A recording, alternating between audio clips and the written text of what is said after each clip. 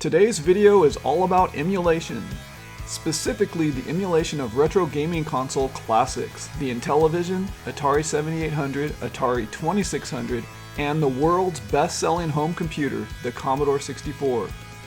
I will cover the downloading, installation, and configuration of my preferred emulator for each of these systems.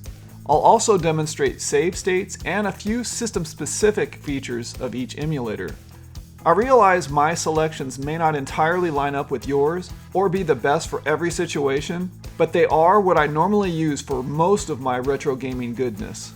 Now I know there are some purists out there that refuse to use emulation, but trust me, it does have its place, especially since a lot of these systems are aging and it's becoming more and more difficult to get your hands on actual working hardware.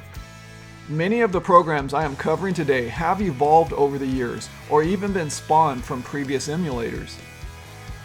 Now, emulation is not without its own faults. Emulators are by no means perfect. In certain cases, it could rarely happen where the display may not look just right, or the sound might be off just a little, or the timing could be off a tidbit. Then there's the whole issue with people using copyrighted ROMs, which is off topic for today's video. On a more positive note, purchasing the ROM from the content creator can save you money since it's usually a lot cheaper than purchasing the physical media. If you feel like there are better tools out there to get the job done, or I left out any important features or any corrections, please let me know in the comments. I have to apologize in advance as this video is approaching 40 minutes in length. I will have the segment time breakouts in the video's description. In this segment, I'm covering the Intellivision and how to get your ROMs running and playing those games on the Intellivision. And in order to do that, the emulator that I've selected to use is the Nostalgia Emulator. And the link for that I'll put in the video's description here. And there's a couple of versions on the website, 4.2 and then 5.0. So I was just planning on using the 5.0 version. And we'll download that and get that installed.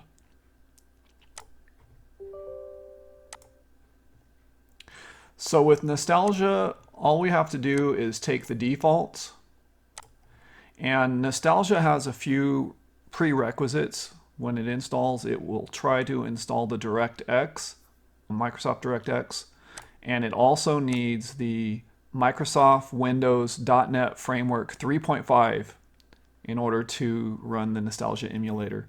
I've already pre-installed the Microsoft .NET Framework. And then for the DirectX, all we do is take the defaults.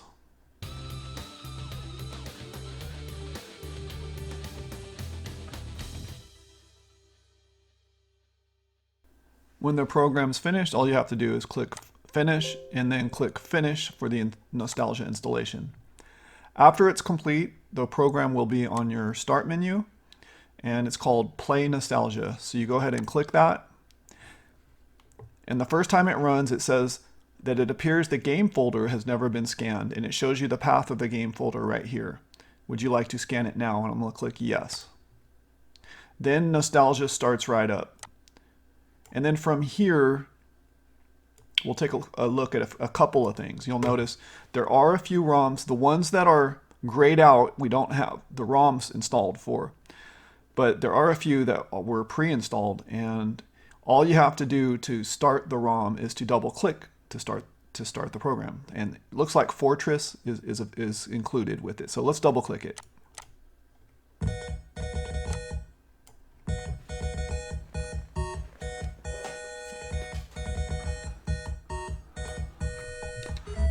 So with this, let's see.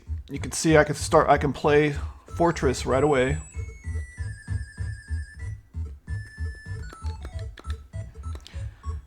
Hit escape. So while I was playing, I already had my joystick plugged in, and I've already pre-configured the joystick. It's a USB joystick plugged into my PC. And in order for Nostalgia to see the joystick, it just has to be available to Windows, and it will see it automatically. So there shouldn't be any configuration required for that. Now, there's a couple of things we want to take a look at here. For Fortress, for example, they have a sample image here, and there's no manual. And pretty much that's the case for all of these if you click on them, if we click on different ones. So what I wanted to show was that back to the website, if we download, right underneath the download for the program, you have the download all text manuals and you have these image packs. So I'm going to go ahead and download all of these and then we'll go about installing those and I'll show you where to put them.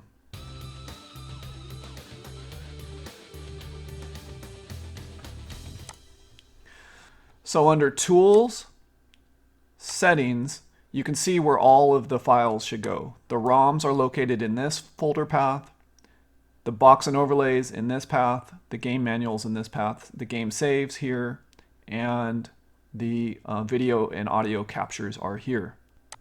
I've downloaded all of the downloads from the website. I'm going to double click the manuals and we're going to look at those first. So what I'm going to do is I'm going to do Control A, right click, and then copy. And then I'm going to paste that in to the folder.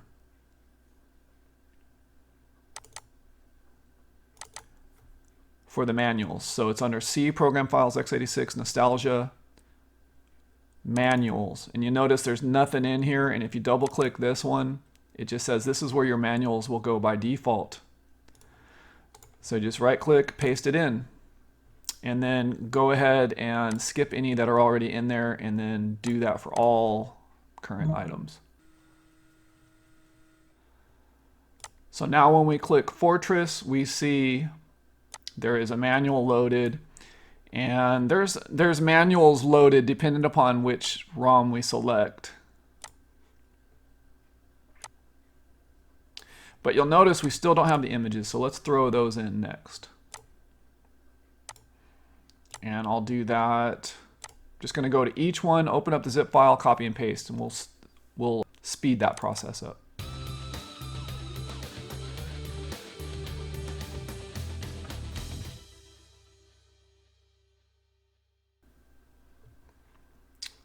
Now that all the images are in place, let's see if Nostalgia sees them. And you can see that it's seeing images now. Still not every not every ROM here has an image. Now you can see the images and the manual underneath, and you can scroll through to look at that, to look at the manual. It looks like all you have to do is name the image the same as the game ROM that you have, and then if it's an overlay, you just add an underscore overlay to it, and in the manual you just name it the same as the game that you have in here. And so if it's Fortress, whatever you put in, as the name. So here's the image here, fortress.jpg, fortress_overlay, and then fortress.rom. So basically this root of that file name has to match, except you add underscore overlay for the overlay image. Next, I wanted to figure out how do I add my own ROMs to this. And so if you have ROMs that you've legally purchased or that you've downloaded from a website, like a forum that is a sample someone's working on, or if you've written your own ROMs, what you can do, I have a couple examples here of examples. The maze rom.rom and snake readable.rom. And the maze one is a program I wrote, and the snake one is a program I downloaded, and it was freely available. So I'm going to copy those and then put it over to the Nostalgia ROMs folder and just add it to the list.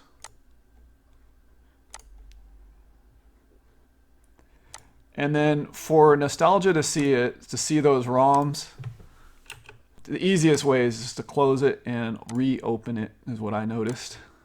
And then it prompts you and says, hey, the game folder contents have changed. Rescan? Sure. So for the Maze ROM, you'll notice there is no image. For either one of these, there's no image or manual. And it says it's unknown, but I'm going to double click it.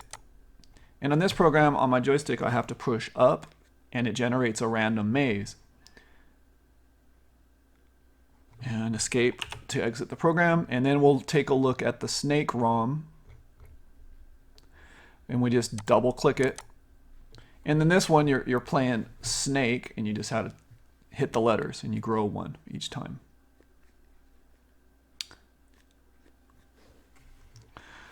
And so that's how you load the ROMs and play the games on Nostalgia.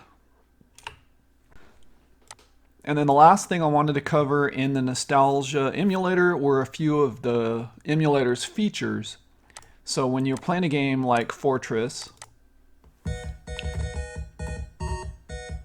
if you press F1, it brings up a menu, and you see you have a few options. And the first options I wanted to cover was the save and restore. So you hit F5 to save your current game, and then F7 to resume it from that game save. And so let's try that. Oops, let me move the mouse.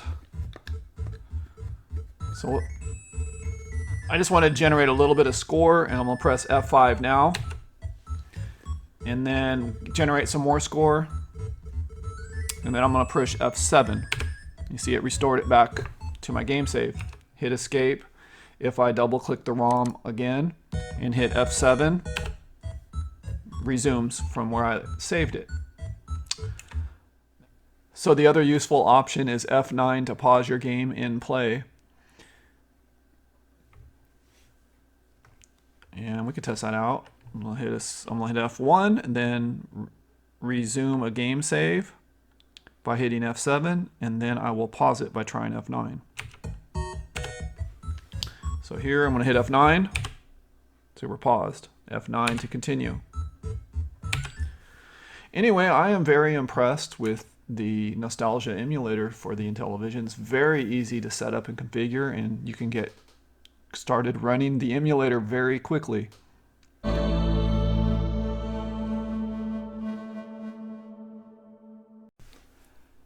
Alright, in this segment I wanted to talk about an emulator for the 7800 that I've been trying out. It's called the A7800 emulator. It's very compatible with a lot of different programs and hardware configurations. And I downloaded it from this link right here. So let's go ahead and download it and get it running. So from here we can download the Windows zip file, also has OS X right there. And then we also need these additional files in order for this program to work. Okay, so what we'll do here, we're going to extract the files. We're going to create a folder, call it A7800. And we could put that anywhere, but I'll just throw it there on the desktop. And we'll throw these files in there. And then the additional files, we'll copy those in when it's done.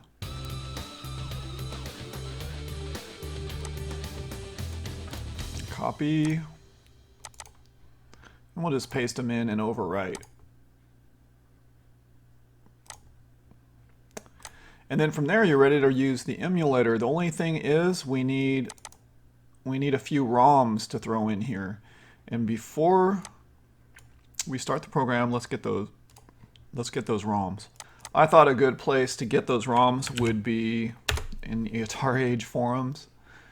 There's a homebrew released in 2019. There's a bunch of works in progress here.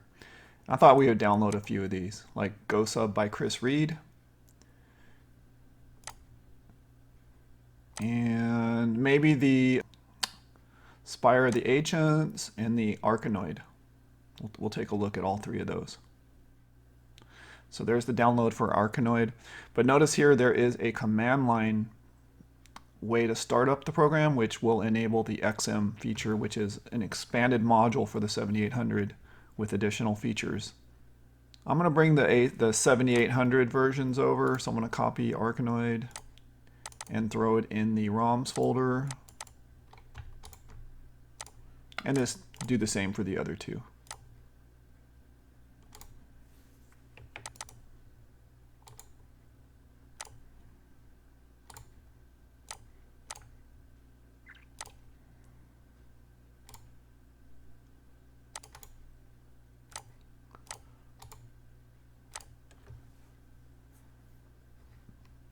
So now that we have some ROMs, we ought to be able to try the A7800 emulator.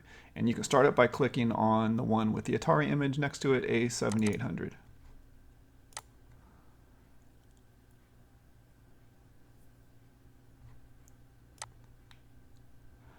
Now, let's see if I can fit that on the screen. Now this, it has the cool, hot, warm, and for NTSC and PAL, I've just been using the cool and hitting enter on it. And then what you have to do is you go into the standard console. When you click that, it makes a noise, but bear with me. All we do from there is we select the ROM. So I'm going to hit enter on standard, and then you press tab, load ROM file, go to the cartridge, and then if you select ROMs, there's the ROMs that we loaded. So let's take a look at Arkanoid first here. You know, notice this version by default doesn't have the sound effects that it does with the XM version. Now if you hit select, here I'm using a joypad. Actually using a regular joystick. I don't have the 2-button configuration. Or press the button to start. And you're off and running.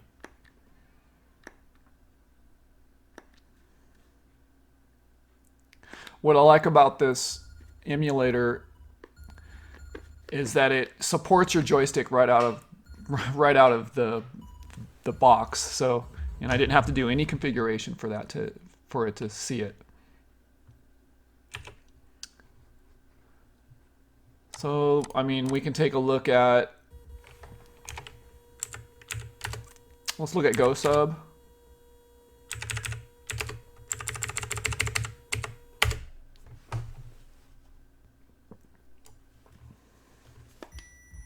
And so it's neat. This is a way you can follow along with development when people are working on projects, and you can kind of check them out, see what the progress is, or test it out and give feedback if you ever wanted to. And then finally, let's take a look at the Spire of the Ancients.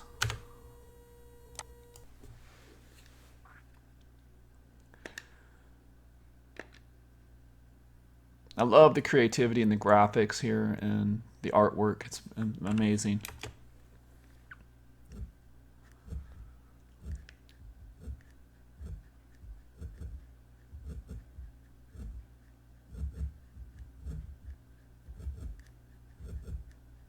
And so here you can see what kind of game this is. 3D.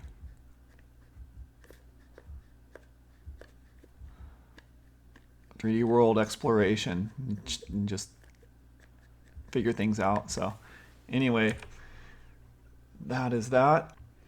Going back to Arkanoid. Let's go back to Arkanoid. Tab. Card.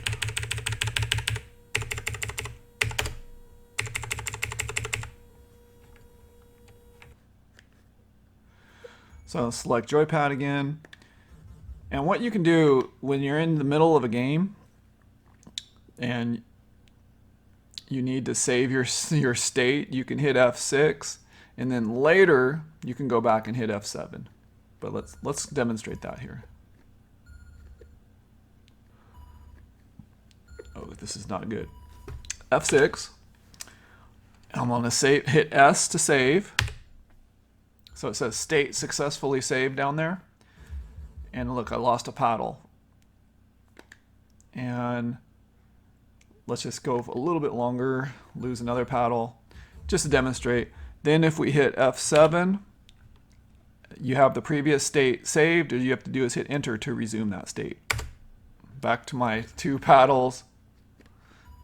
And there you have it. Let's see, F7 to reload. Yeah. And then P to pause. So if you're in the middle of the game, you have to catch a phone call or something, P to pause, P to resume. And I don't know a whole lot about the A7800 emulator, but I think this is just enough of the basics to get you going with it. And it does seem to work with, I've tried out a lot of ROMs that I've downloaded from Atari Age. like the Pac-Man, the baby Pac-Man from Bob DiCrescenzo, his works in progress. And I could test out the earlier ROMs and play around with those, which is kind of neat to see how a game can progress from start to finish.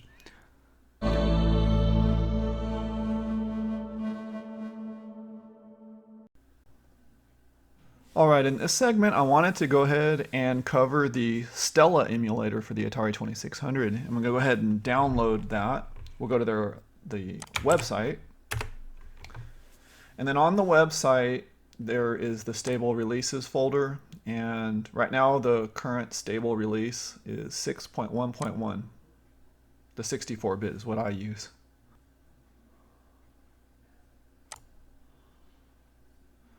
And we'll go ahead and install that.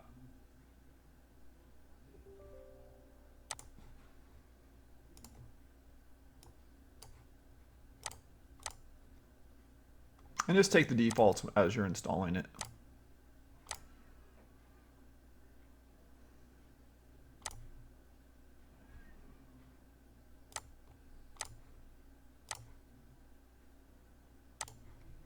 And you'll notice Stella creates an icon on your desktop.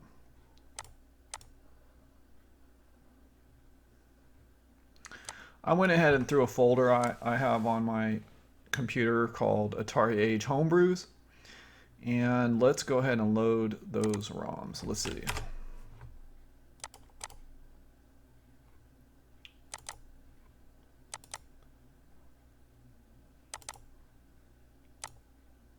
Homebrews.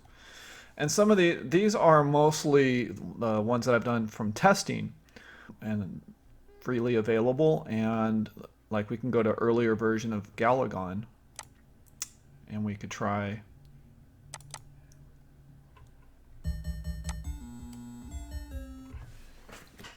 Let's see if that works out of the box. What do I need? Oh, see, and it's recognizing my joystick fresh out of the install.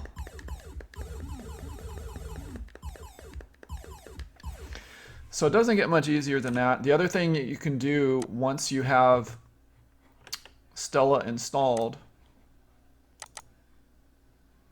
you can associate the files to them. So if I right click, properties, change,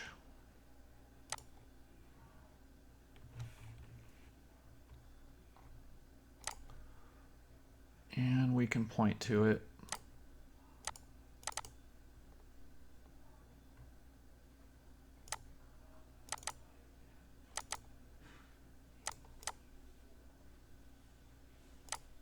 And now whenever we double click, it will just start up those ROMs automatically. So let's try Scramble.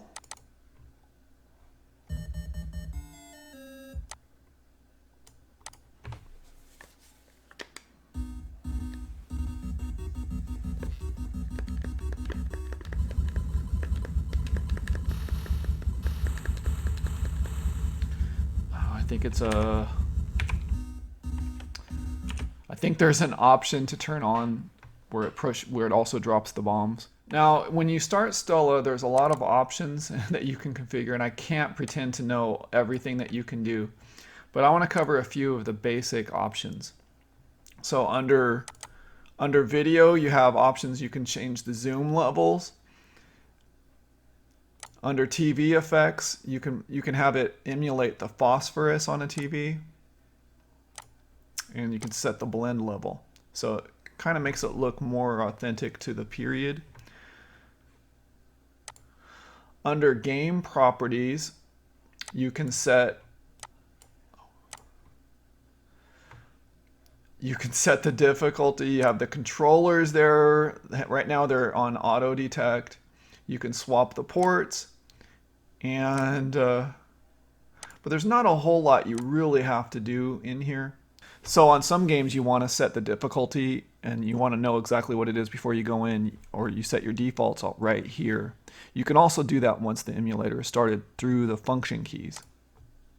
So yeah, so let's look at Galagon, a more complete version, the final version. You'll notice that the Stella emulator also supports the save key automatically. So if you have a high score, your high score will get saved. So in the Stella emulator, while you're playing a game, you can select your save slots, and you have 10 save slots. And I'm hitting F10 to do that. So F10 to switch between your save slots. And this is useful if you want to have different saves for different reasons, like you have one on advanced or one on normal difficulty, or in different situations. Maybe you're playing the challenge mode demo. And then once you've set your slot to save in, you press F9. I'll do that here in a second. F9 to save, and then F11 to load the save state. F11. And so you can have that save state, you can switch over to a different slot, and then you can push F9, which I haven't done yet, but you can press F9 to save it in this different save slot there. And then you can switch your slot back to the first one and then load that one back. So it's really useful. There's a lot to the emulator here, and there's a lot of things you can do. Pushing the function keys, F1 is like select, F2 starts your game, F3 is your color mode, F4 is black and white, you can switch between those. And in this game, and most of John Champeau's games, he uses the black-white switch for pausing the game. F5 selects your left difficulty to A, F6, B, your left difficulty to B, F7, right difficulty A, and then F8, right difficulty B. And then as I discussed, F9 is your save state, F10 is your slot selection, and then F11 is loading it. And then if we hit F12, you do an actual snapshot. And you see that I just created a snapshot on my desktop right here. And then a couple of final things here. I'm going to hit F11 to load I got to go to a different slot. Back to slot 0 and hit F11. And unpause the game. There we go. The last button here that's useful is the pause break key. On at least on my keyboard, it's the top right key on my keyboard. I've already demonstrated you could use the black-white mode switch toggle to also pause the game. But you notice here it doesn't unpause it. Doesn't unpause it if you use the one from Stella. So that's the quick and dirty overview of Stella for the Atari 2600. It's a very useful emulator. It supports the Harmony cartridge, the Harmony Encore cartridge, as well as save states. And it also supports more complex, getting to more technical, like things like advanced bank switching and stuff like that. And this is definitely my go-to emulator for the Atari 2600. It does a very, very good job of emulating, and hats off to the programmers on this one. It's very well done and very well maintained over the years.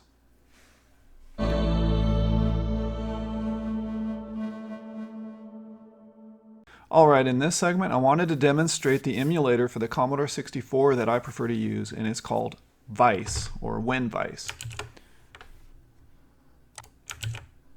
And so I'm going to paste in the link to the download folder for Vice.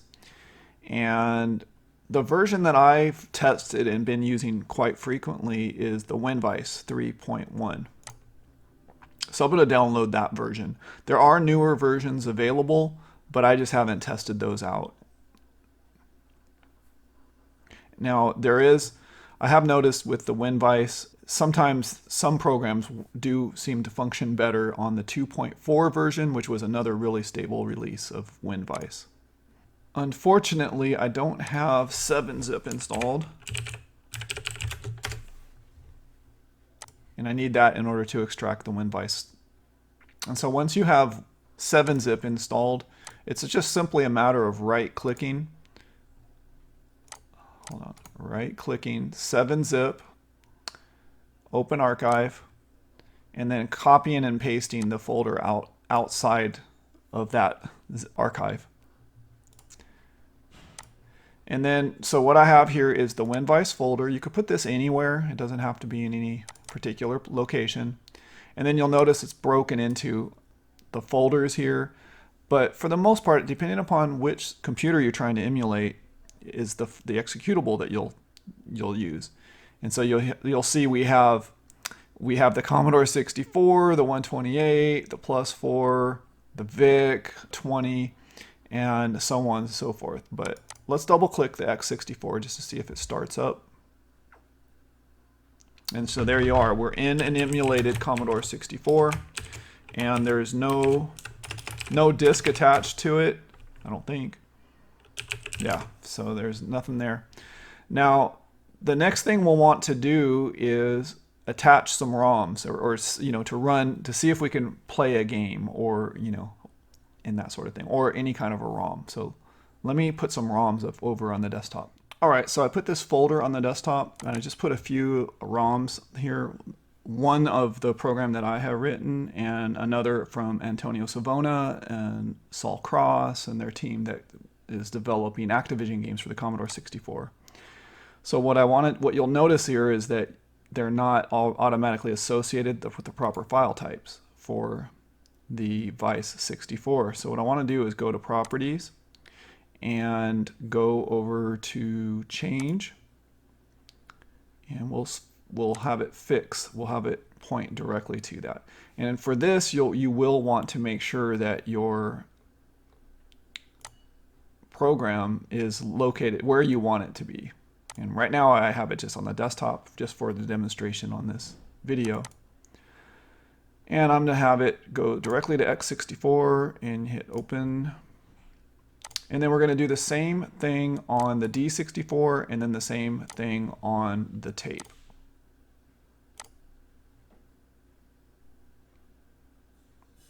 Oh, there it is, Vice.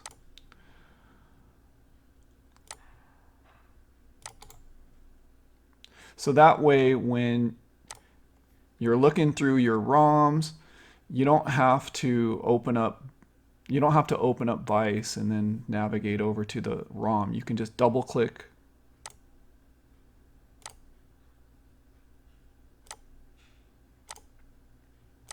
the ROM to start it. So let's look at Chopper Command and see if Vice detects my joystick straight out of the box, or do I need to configure?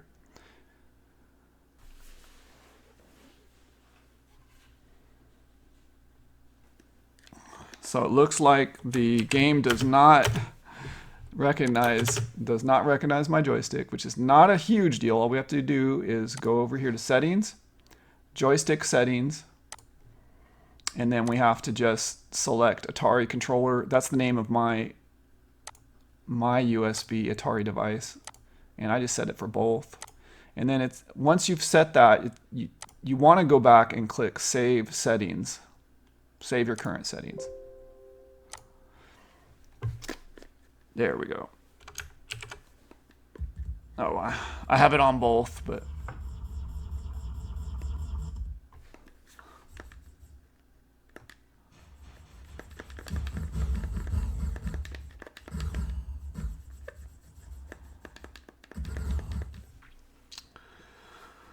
so from Vice, we can either close the program out, or you can go up here and we can actually do things that you could do on the computer. You could reset it, hard reset or soft. Hard is like powering off and on. Then you can actually load the contents of what it thinks is connected to it, which is the Chopper Command program. So you can do those types of commands. Essentially, it's an emulator. It emulates a computer, and there's a lot of settings in here, and typically on the joystick settings, let's say none on one of them. And as I move the joystick, you can see on the bottom down here the colors change. And there's some hotkeys you could switch. If you need to swap, you can go Alt-J, and then that switches it to the left joystick, which is port 1, and then Alt-J switches it back to port 2. So you could do that on the fly. So anyway, that was just pointing that out. Now, with Vice, you have a lot of commands. I can't go through everything, but you can save snapshot images. It's almost like doing a save state, but it's a snapshot, the whole computer in its memory. There's also the ability to do a quick snapshot by doing Alt-S and Alt-L. So if you are playing a game and you need to do a quick save, you hit Alt-S and that saves a quick snapshot. And then later, if you die or something, or things didn't go the way you wanted, you hit Alt-L and it reverts you back to that point in time. We could demonstrate that with this program. Let's see.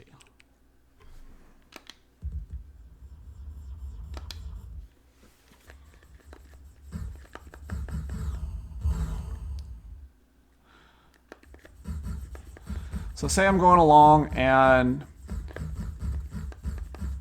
I wanted to hit a save state right here. I just do Alt-S. Now there's no indication of it on the screen.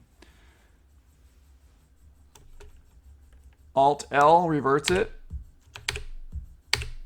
And it could revert it anywhere. So you could have already reset the game. You're in another game. And you hit Alt-L, you're back to where you were. So it's a quick snapshot, a quick save state. So that's all that is. And then you can see the shortcuts right here, depending upon what it is. The Alt pause will pause your game. So you just hit Alt and then pause, which is on my keyboard, the top rightmost key, Alt P.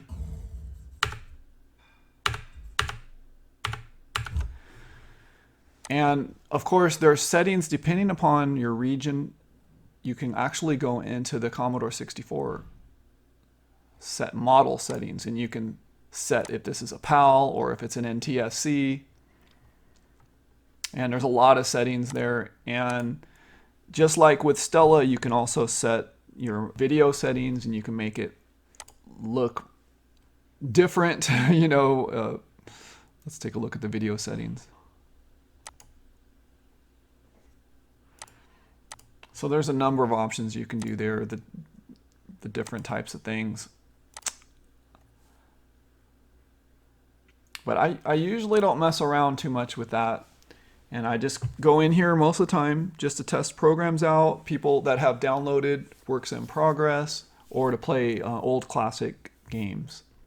One feature that I noticed that Vice has that some of the other emulators don't have is the capability of actually warping or actually speeding up a process. I'm not sure that the other emulators have that. I don't want to say they don't necessarily. And you can set your warp mode where it actually speeds up the Commodore 64. I've seen in some cases 1,000 times or more, depending upon the application. So in order to demonstrate that, and you can toggle it by hitting Alt-W. You can see the cursor flashing really fast.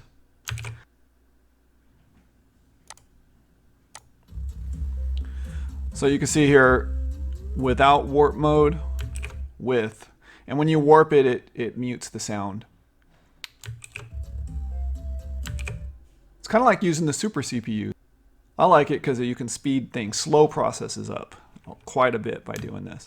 The other thing you can actually do is slow things down. You can advance single frame. Instead of going really fast, you can slow it down to like 1% if you hit custom. And you can slow a program down and see what it's actually doing in slow motion, which is sometimes it's kind of neat to be able to play around. So that is the emulation for Vice Emulator. It also emulates other computers other than the Commodore 64, such as the Plus4 or the VIC-20 and the Commodore 128. It's very, I think it's the most complex out of all the emulators that I've shown in this video so far today. So I hope I didn't bore you too much with all those details in this video. So thanks for sticking around this long, and I'll catch you on the next one.